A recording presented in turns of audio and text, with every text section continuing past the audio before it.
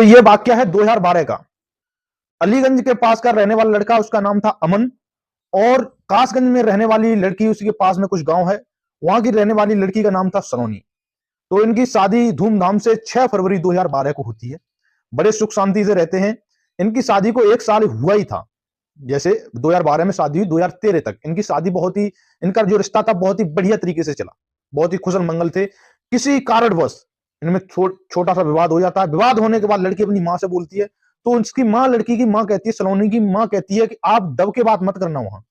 तो लड़की इस उसको मोटिवेशन मिलता है, उस चीज में वो और भड़क जाती है और वो अलीगंज से अपने मायके कासगंज में चली जाती है। वहां जाने के बाद तो उसकी माँ और उसके भाई उसके डिवोर्स के पेपर डलवा देते हैं। ऐसे ही छोटी छोटी बातों को लेकर वहां विवाद बड़ा हो जाता है और उनका डिवोर्स का नौबत आ जाती है। डिवोर्स के पेपर वगैरह बन के, मतलब डिवोर्स पे नौबत आ गई, तो उनका डिवोर्स कोर्ट में पड़ जाता है।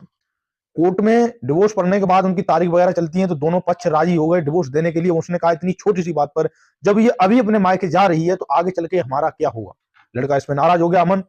तो सलोनी अपनी माँ की और अपने भाई की बात लेके मोटिव होकर बहुत फूल के मुंह हो गई भाई। ये हो गई, उसने डिवोर्स के पेपर डाल दिए। ये सिलसिला चलता रहा कोर्ट में काफी समय तक। 6 महीने के बाद वहां तारीख पड़ी तो दोनों के पक्ष राजी हो गए, डिवोर्स होना ही होना है। तो उनके कोर्ट में जज ने ऑर्डर दिया, इनका जो सामान शादी में दिया हुआ है वो सामान बैक हो जाएगा, और 5 लाख रुपए रखे थे।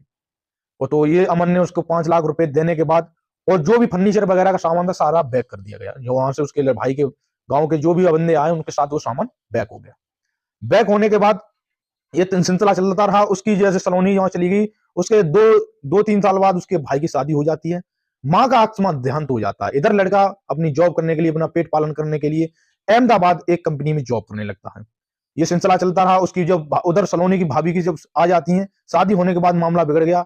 हालात, माँ थी तब तक सपोर्ट मिलता था, भाभी आ गई, वो कुछ कहने लगी, सुनाने लगी। तो भाई भी जॉब करता था सूरत में, तो सलोनी वहां से चली जाती है सूरत में जॉब करने के लिए अपने भाई के साथ। सूची कंपनी में शटल भरने का काम करती, जो अपनी साड़ी वगैरह बनती है उसमें फॉल भरने का, शटल भरने का काम करती थी। ये सिलसिला चलता रहा। ये अमन अपने आराम से अहमदाबाद में जॉब कर रहा था किसी कंपनी में। और ये मामला जब चलता चलते बहुत समय, 6 साल बीत गया धीरे धीरे। 6 साल बीतने के बाद ये जो लॉकडाउन का समय आया, 2020 की घटना है। 2020 में सलोनी उधर से लॉकडाउन बना, तो लॉकडाउन के जो चांस बने थे कोरोना आने के, तो ये लोग घर को आने के थे। सलोनी उधर से अपने भाई के साथ आ रही थी और इधर से अमन अहमदाबाद से आ रहा। तो ये आराम से ट्रेन से जनरल बोगी के डिब्बे में फिर सफर करते, आगे पीछे थे, इनको वहां मुलाकात नहीं होती है। ये मथुरा जंक्शन पे आके उतरते हैं दोनों लोग।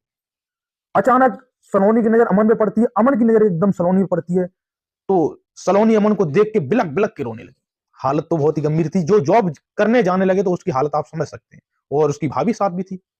ये हालत देखकर अमन ने पूछा, क्या बात हुआ, आप तो बड़ा खुश थे, आप थोड़ी सी बात पे नाराज हो गए, अपने भाई के और माँ के कहने पर आपने डिवोर्स कर लिया। तो फिर भाभी थोड़ी दूर बिलक बिलक के रोने लगी। ये हालत देखकर फिर उन्होंने अपनी सारी घटना बताई, ऐसे ऐसे माता मम्मी जी के कहने पर हमने ऐसा किया था। ये वाक्य सुनने के बाद अमन कह रहा था, मैंने तो ऐसा कुछ कहा नहीं, आपको 2-4 बात बुलाने की और मनाने की कोशिश की। हमने अपने रिश्तेदारों पे बुलवाया, हमारी बुआ जी, मौसी जी, सबसे मैंने बुलवाया, मनवाया, आपने नहीं माना। जी हम देख लेंगे, तो आपने डिवोर्स कर लिया, हमारे से पैसे ले लिए, सामान ले लिए, रिटर्न हो गया। भाई मेरा तो जीवन जैसा कट रहा है आप देख सकते, अपना देखो। तो उसने बताया, अपनी पूरी दास्तान बताई, बहुत ही परेशान थी। वहां से वे दोनों लोग मिलते हैं और भाई और भाभी को वो वहां ही छोड़ देती है। भाभी जब कि मने करती है और भैया भी मने करता है, वो वहां से छोड़कर अपने आ जाते हैं। तो इस कहानी का उद्देश्य यही है कि किसी की बात सुनने से पहले, जैसे भड़काने वाली बातें होंगी तो आपको बहुत ही मीठी लगेंगी। जो आपको बिगाड़ने वाला होगा आपको ऐसा बताएगा कि ऐसा करने से ऐसा हो जाएगा, जबकि जितना भी वो बताएगा उसका दुख आपको ही झेलना पड़ेगा। दूसरा व्यक्ति उसमें सहयोग नहीं करता। उसने उतनी मुसीबत क्यों झेली? क्योंकि उसने अपनी मम्मी की और भाभी जी की बात मानी, भाभी नहीं थी, सॉरी, भैया जी की बात मानी, इसीलिए उसने काफी दुख सहे। और उसके बाद वो मिल जाते हैं घर आके, उनका संपूर्ण परिवार एकदम बहुत ही बढ़िया चल रहा है। ये अलीगंज की दास्तान है। लड़की कासगंज की थी। उसकी मातारी ने और उसके भाई ने, क्योंकि भाई ने इतना नहीं टॉर्चर किया, उसकी मातारी ने टॉर्चर कर करके डिवोर्स करवा दिया। दुख की बात यह, उसके पिताजी नहीं थे। पिताजी होते तो मातारी को इतना बोलने का अधिकार नहीं मिलता। तो ये